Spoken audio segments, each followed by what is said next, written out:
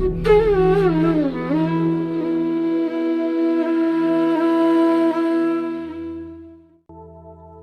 क्या है? बदलाव ही समय है। हम्म। काल क्या है? काल है परिवर्तन। जी माँ। हाँ परिवर्तन बोलिए। दो अवस्थाओं के बीच का जो परिवर्तन है उसको मापने की जो एक मापक यंत्र है वो उसे समय के उसमें नापा गया है। ठीक है। परिवर्तन को मापने के लिए जिस शब्द का या मापक का हम इस्तेमाल कर रहे हैं उसे काल कहते हैं, है ना? वैसे काल वास्तव में होता है, नहीं होता?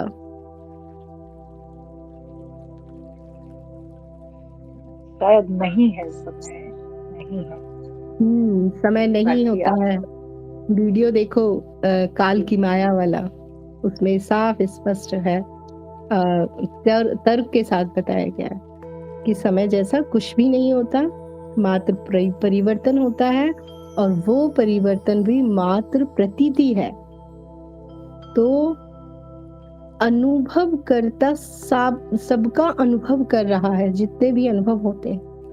तो अनुभव करता वो धरातल है, वो प्रकाश है जिससे सभी कुछ प्रकाशित है। तो काल के अंदर अनुभव करता नहीं है, अनुभव कर्ता के प्रकाश से सब कुछ प्रकाशित हो रहा है। तो हम ये कह सकते हैं कि अब यहाँ पे भी कुछ लोग बात को पकड़ लेते हैं, अनुभव कर्ता के अंदर भी काल नहीं है, लेकिन हम यहाँ समझने के लिए ये कह सकते हैं, पहली बात तो काल जैसा कुछ होता नहीं है, मात्र परिवर्तन होता है। और इसके भी आगे परिवर्तन भी मात्र प्रतीति होती है।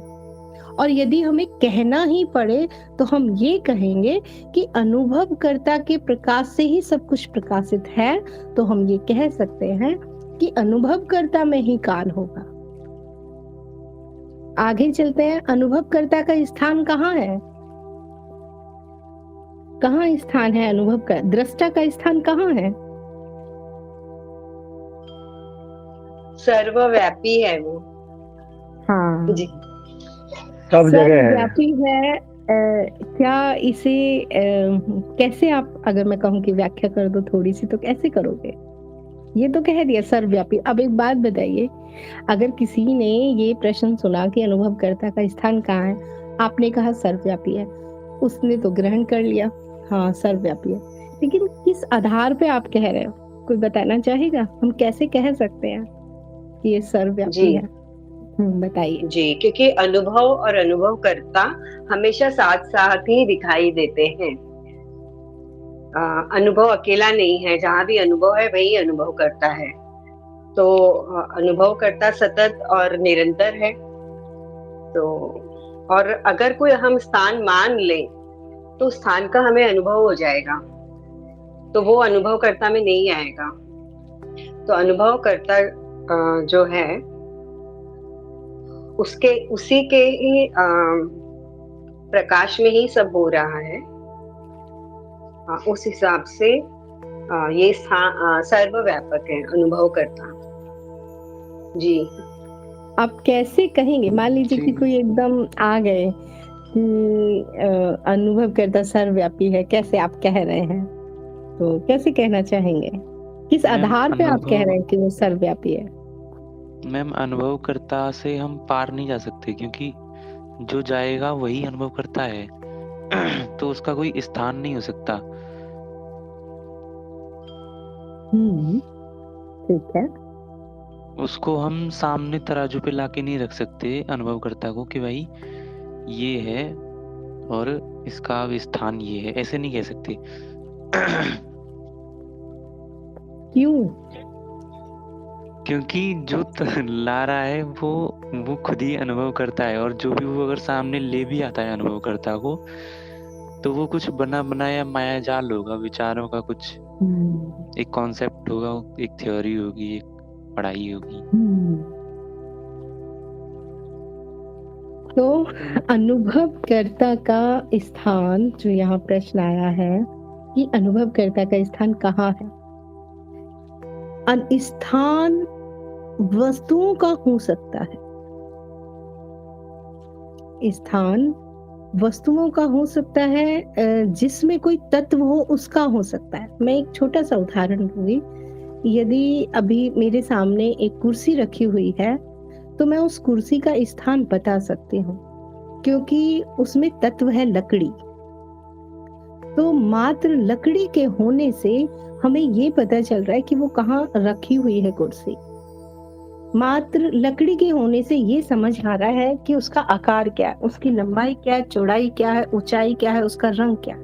मात्र एक तत्व के आ जाने से हम उसकी लंबाई, चौड़ाई, ऊंचाई, मोटाई, उसका स्थान, उसका रंग, रूप, उसके गुण, सब कुछ आ गया उसमें, है ना। और अनुभवकर्ता का तत्व क्या है? अनुभवकर्ता सभी का तत्व है, सभी का आधार है। उसका कोई आधार नहीं है, उसका कोई तत्व नहीं है। इसीलिए तो हम उसे समझने के लिए शून्य भी कह देते हैं कि अनुभवकर्ता का तत्व शून्य है। लेकिन ये भी सिर्फ हम समझने और समझाने के लिए कह रहे हैं। हम शब्दों को भी जो ला रहे हैं वो सिर्फ इसलिए कि हम समझ सके और समझा सके, नहीं तो अनुभवकर्ता का कोई तत्व नहीं है। जिसका तत्व नहीं है निश्चित, तो उसका स्थान कैसे निश्चित होगा? और जिसका कोई स्थान निश्चित नहीं है तो वो यहाँ भी हो सकता है, लेफ्ट साइड भी, वो तो राइट साइड भी, वो तो ऊपर भी, नीचे भी, वो तो यहाँ भी, वो तो कहीं भी हो सकता है। इसीलिए हम कह पाते हैं कि वो सर्वव्यापी है। एक निश्चित स्थान नहीं है, इसीलिए ही हम कह पाते हैं कि वो सर्वव्यापी है। अगर एक निश्चित स्थान हो जाता तो हम कभी नहीं कह पाते कि वो सर्वव्यापी है ना। तो अनुभवकर्ता का स्थान ही नहीं है, या फिर हम ये कहें सब जगह वही है, क्योंकि सब जगह तो हमें अनुभव नजर आते हैं। जागृत में जाओ तो अनुभव, सूक्ष्म में जाओ तो अनुभव, स्वप्न में जाओ तो अनुभव, जहां भी जाओगे वही अनुभव, और जहां अनुभव है वही अनुभव करता भी होगा, साथ साथ ही होंगे दोनों। तो निश्चित स्थान तो इसका कहीं भी नहीं। आगे चलते हैं। क्या ज्ञान होने के बाद भी शिष्य को गुरु की आवश्यकता पड़ती है? कौन उत्तर देंगे? गुरु माँ हेलो। हाँ पिछले जी। सवाल से मुझे कुछ अवलोकन था और वो एक सवाल भी था। बोला गया कि अनुभवकर्ता सर्वव्यापी है, तो कुछ कहना चाहता हूँ मैं। जैसे यहाँ पे हाँ, 16 लोग हैं वीसी हम्म, पर, और सभी के अंदर अनुभवकर्ता मौजूद है, तो हम ये कह सकते हैं कि अनुभवकर्ता सर्वव्यापी यानी सब में मौजूद है। और इस पृथ्वी पर या कि जितने भी जीव हैं सब कुछ ना कुछ अपने स्तर पे अनुभव कर रहे हैं, है ना। एक जीव है जो जानवर है, वो भी ठंड और गर्मी का अनुभव कर रहा है। हम भी यहाँ पे अनुभव कर रहे हैं, शांति का अनुभव कर रहे हैं, लीन कर रहे हैं। सवाल मेरा ये था कि अनुभवकर्ता और साक्षी, इन दोनों में अगर अंतर है तो क्या है? साक्षी मात्र, साक्षी का अर्थ क्या है? साक्षी का अर्थ ये है, ये स्मरण होना कि मैं अनुभव करता हूँ, इसका स्मरण होना साक्षी है। इसी को हम चेतना भी कहते हैं। चेतना का भी यही अर्थ है कि मैं मात्र दृष्टा हूँ, या मैं दृष्टा हूँ, या दृष्टा। तो चेतना और साक्षी एक ही है। अब आपने कहा कि दोनों में अंतर क्या है? जो हमारी चेतना है, या जिसे हम साक्षी भाव कह रहे हैं, तो साक्षी भाव के साथ में भाव शब्द लगा हुआ है। भाव मतलब भावनाएं, भावनाएं, विचार, कल्पनाएं, इच्छा, ये सब मन का ही हिस्सा है। तो हम ये भी कह सकते हैं कि मन की सबसे ऊपरी परत, चित्त की सबसे ऊपरी परत चेतना है। तो साक्षी भाव हो गया चेतना का हिस्सा, मन का हिस्सा, और साक्षी हो गया दृष्टा। जी दोनों में अंतर समझ आया? जी हाँ। तो साक्षी शब्द का इस्तेमाल दृष्टा के लिए भी किया जाता है, अनुभवकर्ता के। तो जब हम साक्षी भाव की साधना करते हैं तो शुरू में हमें साक्षी भाव को साधना होता है, क्योंकि क्या है, ये भाव है, साधना होता है। लेकिन फिर कुछ समय बाद हमें साक्षी भाव को साधना नहीं पड़ता, फिर साक्षी ही शेष बचता है। तो इसीलिए 3 चरण बताए हैं, श्रवण, मनन, निधिध्यासन, मतलब साक्षी भाव। इसीलिए इसे साधना का हिस्सा रखा हुआ है, साक्षी भाव को।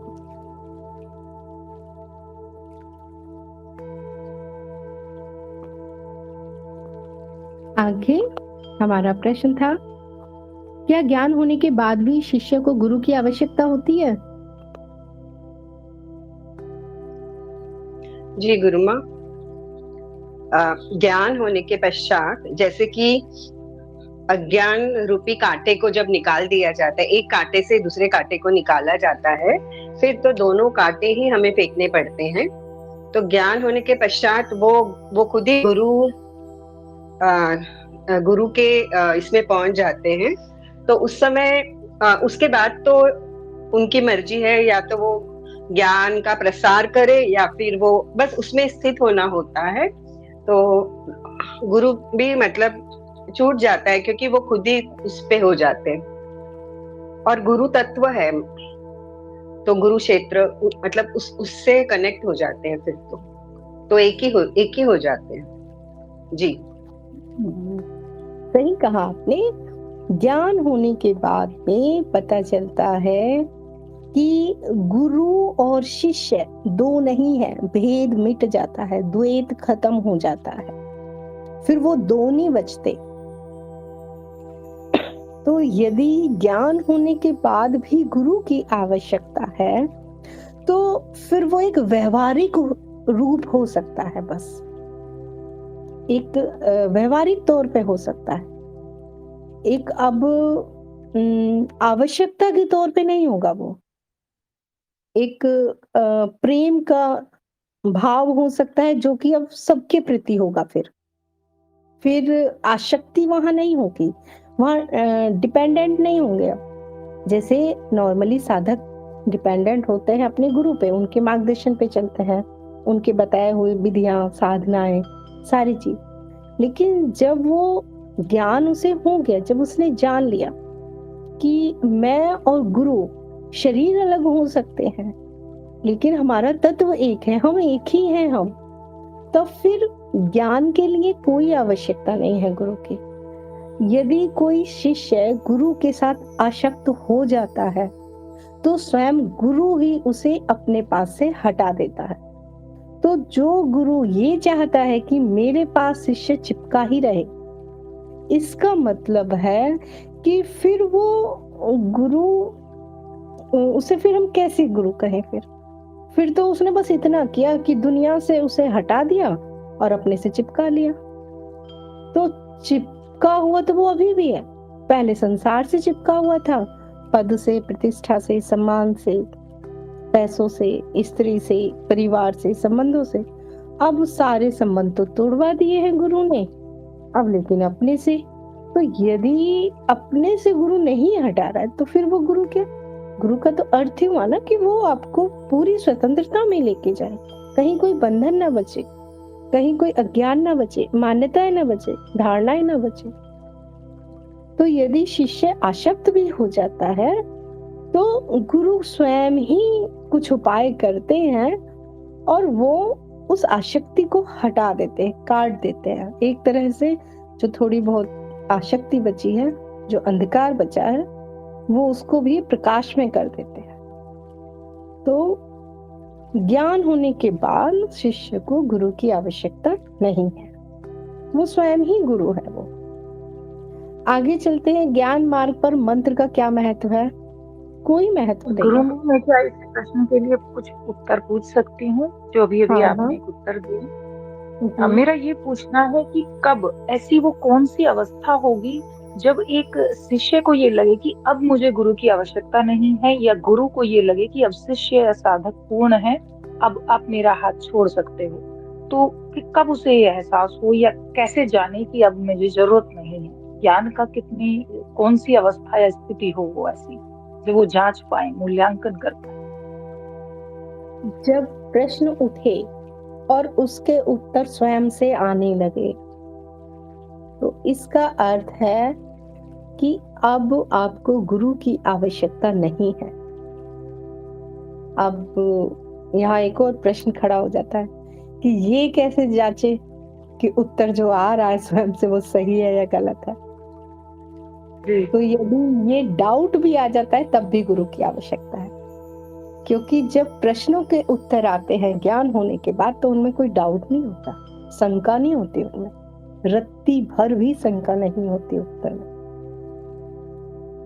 तो जहां तक डाउट आता रहे वहां तक गुरु का सानिध्य लेते रहे। फिर एक समय आता है, कोई भी प्रश्न आता है उसके उत्तर स्वयं अपने पास से ही आते हैं। हो सकता है कि शुरू में कुछ समय बाद आए, अभी कोई प्रश्न उठा उसका उत्तर शाम तक आए, किसी का 1 मिनट बाद दिया जाता है, किसी का साथ के साथ, किसी का 2-4 दिन बाद आए। तो वो तो शिष्य की योग्यता पर निर्भर करता है, कितना उसका कनेक्शन गुरु क्षेत्र के साथ हुआ है। लेकिन मैंने देखा है कि ज्यादातर प्रश्नों के उत्तर धीरे धीरे साधकों के स्वयं ही आने लग जाते हैं और उनमें कोई शंका भी नहीं होती कि ये जो उत्तर आया ये ठीक है या नहीं। यदि हल्की सी भी शंका आ जाए कि उत्तर तो मुझे सही लग ही रहा है, फिर भी एक बार मैं पूछ लो कि क्या ये उत्तर ठीक है, इसका अर्थ हुआ कि अभी भी आपको गुरु की आवश्यकता है।